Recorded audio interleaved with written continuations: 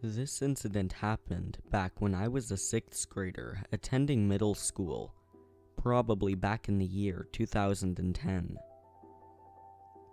I was barely 5 feet and weighed maybe around 70 pounds at the time this happened. Basically, I could have easily been attacked or kidnapped had I stuck around long enough to find out. I am 19 years old now, but still on the short and light side. This memory still gives me chills when I think about it. It was around 6:30 in the morning. My family had recently moved to Southern California, as we are a military family and we often tend to get orders to move places. Normally, my stepmom, Jen, would drive me to school to make sure I wouldn't get lost, but it had been a couple of weeks and I was familiar with the area. At the very least, I was familiar with the walk to and from school. So, I finished getting ready and I head outside. It was a warm, crisp autumn morning, and there was a heavy fog hanging in the suburban town that I lived in. I didn't think too much of it and crossed the street where my best friend, Lorraine, lived. Normally, we would walk to school together, but when she answered the door, she told me she was sick and wouldn't be going to school that day. I was a bit bummed out, but hoped that she would feel better soon. Then, I walked about 5 houses down to Ariana's house, who was a mutual friend I met through Lorraine. As it turns out, Ariana had already left for school. I suddenly felt an unsettling feeling overcome me, almost like a warning that something bad might happen to me if I decided to walk alone. I was, and still am, a scaredy cat and didn't necessarily want to walk to school in the fog, so I backtracked to my house. Jen was visibly annoyed I wasn't on my way to school. I told her I didn't want to walk to school because it was foggy and I wouldn't have anybody to walk with. But she told me it was only a 15 to 20 minute walk and that I would be fine before she shut the door. I was upset, but did not want to make Jen any angrier than she already was. So, I plugged in my iPod, and I started the walk to school.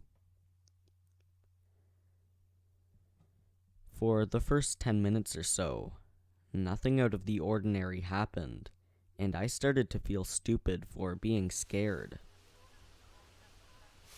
I was on the last neighborhood street before reaching the main road, and the school wasn't too far away. Before I continue any further, I should give you a basic idea of the layout. The neighborhood street I was on carried on for about a block in length before it connected to the main road. About 10 houses down from the entrance to the main road, there was a set of steep, concrete steps placed in between 2 houses that opened up to a large sidewalk that ran alongside a man-made lake. Across the street of the main road was a small hill with a chain-link fence that belonged to the school. If you turned left at the road and walked a few yards ahead, you would reach a long hill slanting downwards into a flat, grassy area on your left that connected to the wide sidewalk the concrete steps opened up to. That sidewalk wrapped alongside the lake, and the lake itself sat between my neighborhood and the neighboring neighborhoods across the murky water. The sidewalk eventually broke off into 2, with the left side following the lake towards the houses, and the right connecting with the main sidewalk that ran parallel with the main road. If you were coming from the direction of the lake, You would turn left, walk about half a block, then cross the street to reach the entrance of the middle school. Complicated, I know, but it gives you a bit of an idea on the area I was in, and may help clear up some confusion you may have next about what happens. So I'm walking on the sidewalk, heading towards the stairs and the main entrance. There was a small, gray car parked a few feet before the concrete steps, meaning I have to pass this car before I decide to take the shortcut by the lake, or continue to walk straight and reach the main road. I wasn't very far from the car when I noticed that somebody was in there, and they had their headlights on. I pulled one earbud out from my ear and turned my music way down as I began to approach this vehicle, my heart pounding in my chest. That creepy feeling was back, and I didn't like how this guy was just sitting here, idling. I tried to rationalize that maybe he was just waiting on someone, and him turning on his headlights was just a coincidence. And that I could have believed. In fact, I almost did. Until I saw him. This dude was very creepy looking. He had to have been in his early 30s to early 40s, with greasy, balding brown hair and brown eyes. He was a large man, not quite obese, yet, though, and I am sure that if he had gotten out of his car, he would have been at least 6'3", because he looked like he hardly fit in his car. He wore a stained and also greasy wife-beater tank top that I guessed must have been white at one point, and ratty old jeans. There were patches of stubble scattered on his cheeks, chin, and upper lip, and his car was filled with smoke from the cigarette he had lit. One glance into his ashtray told me that this wasn't the first one he had. When he noticed me staring at him, I started to walk by. He gave me a wide smile that showed off his yellow and brown teeth. "Hey there," he rasped, and I felt my blood run cold. "Where are you going? School? Do you need a ride?" He had a touch of an accent that I thought was Spanish, and I remember how his R's rolled as he called out to me. I tightened my grip on my backpack and shook my head as I started to walk again. "No, thank you." "Are you sure?" he asked. "A little girl like yourself shouldn't be walking to school on your own, especially in fog like this." I didn't say anything. I didn't want to say anything, because I was worried if I did, he would hear the fear in my voice. Instead, I kept walking, headed towards the concrete steps that led to the lake. "Hey," the man called after me. "Get back here, I'm talking to you. It's rude to ignore somebody, especially adults." I walked faster, and this was about the time I thought I heard the faint, yet audible, sound of his driver's side door opening.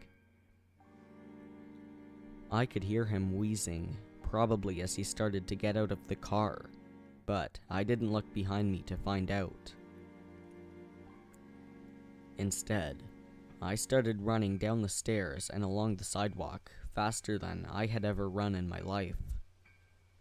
When I thought I was at a safe distance, I turned around to look behind me, more than expecting to see that man following me. But he was nowhere to be found, and I breathed a sigh of relief before heading to school and pretending everything was normal. Looking back now, I really wish I told somebody. After that, I was more than terrified to walk to school or walk home by myself. I never saw that man again though, probably because he thought I told somebody about him. In all reality, I should've, but for one, I was a terrified child who was scared I would get in trouble, and two, I tried to rationalize with myself, as stupid as that was, that maybe he was just a nice guy trying to offer some kid a ride. Or maybe he was just a total fucking creep. Either way, I never heard or saw that man again in the nearly 6 years that I lived in California before moving away again, and I never told anybody about what happened. I just hope his next potential victim was smarter than I was and actually told somebody what had happened.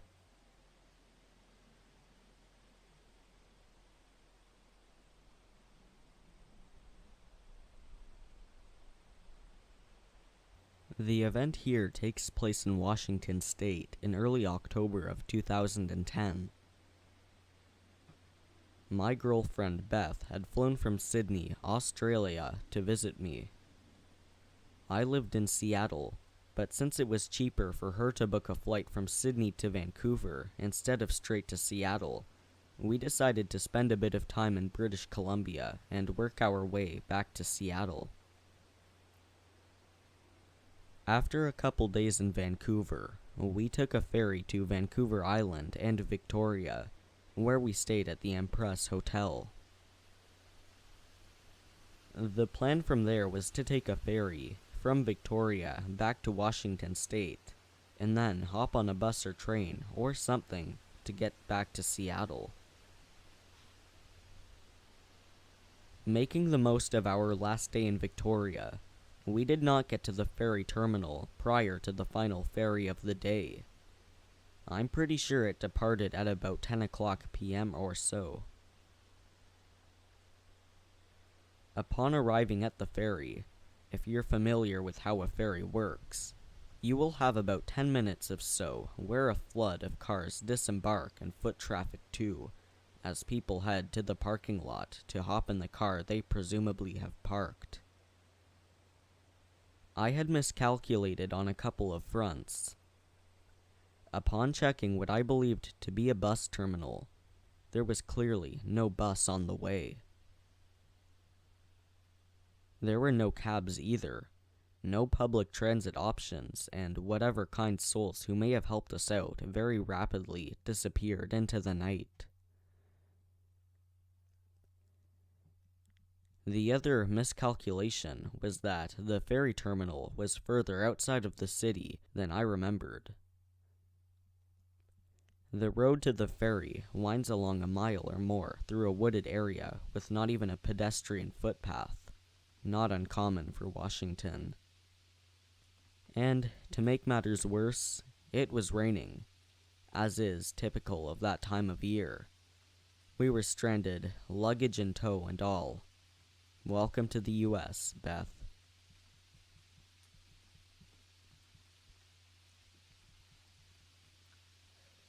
As the ferry traffic vanished and we began to wonder what the hell we were going to do, we were approached by a man, smile on his face, not in the least bit concerned himself about also appearing to be stranded. I recall him as being a bit bigger than me, both in height and weight, probably in his 40s, wearing glasses and a raincoat with a hat. At least one of us was dressed appropriately for the weather. He shook my hand and got to talking about the predicament we were in, to which he explained that he was waiting for his mom and sister to come and pick him up. They were driving down from Bellingham to get him. He said he could offer us a ride once they came, to which I declined, saying that we were going in the other way to Seattle, not to Bellingham. We continued making small talk, and he offered again. "Are you sure you don't want to ride? They should be here soon." But I stuck to declining because it just didn't seem convenient for anybody. At this point, I was resigned to just finding a hotel room for the night. Eventually, Beth, who was starting to walk up the road away from the ferry terminal, motions to me. "Mike, let's go." But there was a pleading urgency to her voice and her face. I say okay and bid the stranger farewell, and we start walking up the road, into the dark and rain, luggage in tow. To my surprise, I find that Beth is alarmed by the meeting we just had, pointing out to me that the man had not been on the ferry. He was already standing around at the terminal when everybody got off the boat. She also pointed out that he had never removed his right hand from his coat pocket. He'd shook my hand. He never took that hand out of his pocket. I honestly did not notice. She, of course, was having visions of me shot in the woods, and Lord only knows what for her. So, we trekked up the road and eventually found an inn, but apparently there was some sort of convention in the city that weekend, and every room in town was booked solid. So, we called a cab to take us to a nearby town where we could get a room in a hotel. But in our time walking up the road and waiting for the cab, we never did see a car with what could have been this guy's mom and sister. We didn't see any cars at all. In the years since, Beth is now my wife, and we do joke that this was our close encounter with a serial killer. Half joking, of course, but also half wondering when news might come to light of something horrible along the northern coast.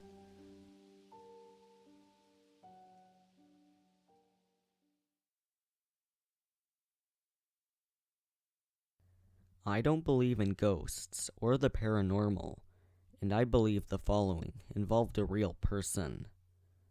A real, creepy person. While attending grad school in DC, I tried to stay healthy with the little free time I had by jogging around my apartment building. A well-maintained paved walking trail ran along the perimeter of the complex, and I grew to love the path, much of which coursed through the dense trees and bushes.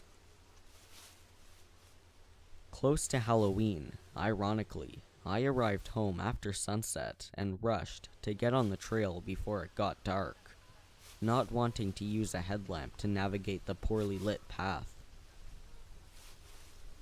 It was cold that evening, cold enough that I wasn't surprised no one else was on the trail. As I approached the forest portion of the path, I saw somebody in the distance. Thinking nothing of it, I kept running. It was that time of evening when there is just enough light to make details of objects difficult to see unless you are close. As I came near this figure, I realized that it was moving abnormally slowly, coming in my direction. I slowed a little bit, with the twinges of apprehension and curiosity building inside me. A few details became clear as I got closer. This person was wearing a large fur coat with a fur-lined hood covering the head, and its steps weren't a shuffle, but more a slow-motion glide. I suddenly felt dread in my gut, but couldn't help but slow down even more to find out what this was. When I got within feet, I could finally make out some details. I will never forget it. An incredibly old woman, judging by the wrinkles and sagging cheeks. Her face, completely devoid of any expression. I guessed she was female by her fur coat, which seemed like something my grandmother would have thought was luxurious. Even in twilight, I could tell that her skin was an ashen color, and her arms hung motionless at her sides as she glided slowly forward. She was tall, and she walked unnaturally upright, not making any discernible sound despite the autumn leaves that covered the ground. But it was her eyes that got me. I only saw the whites, no pupils, nothing in them to even acknowledge my presence. I jogged past, not saying a word, and finally, taking a breath, I looked back to make sure I wasn't hallucinating. Maybe I shouldn't have been surprised when I didn't see anybody. Maybe she just sped up and turned a corner, or jumped in the bushes, but I didn't care. I darted for the nearest entrance to my building and vowed never to run on the path in the dark again.